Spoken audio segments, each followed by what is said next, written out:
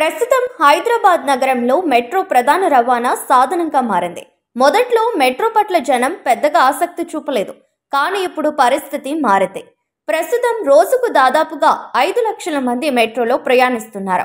తక్కువ ఖర్చుతో అత్యంత వేగంగా, సౌకర్యవంతంగా ఓ మూల నుంచి మరో మూలకు ప్రయాణించాలనుకునే వారు మెట్రో రైలును ఆశ్రయిస్తున్నారు.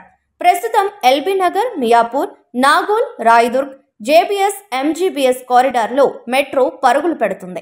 ప్రయాణికుల నుంచి వస్తున్న స్పందన నేపథ్యంలో మెట్రో విస్తరణకు ప్రభుత్వం సిద్ధమైంది.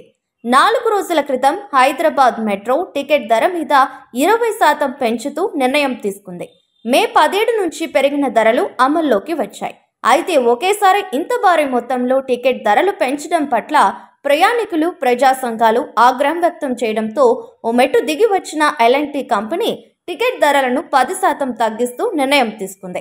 ఈ కొత్త ధరలు మే 24 నుంచి అమల్లోకి రానున్నాయి. అంటే ఇప్పుడు 9 కిలోమీటర్ల దూరానికి 50 రూపాయలు వసూలు చేస్తున్నారు.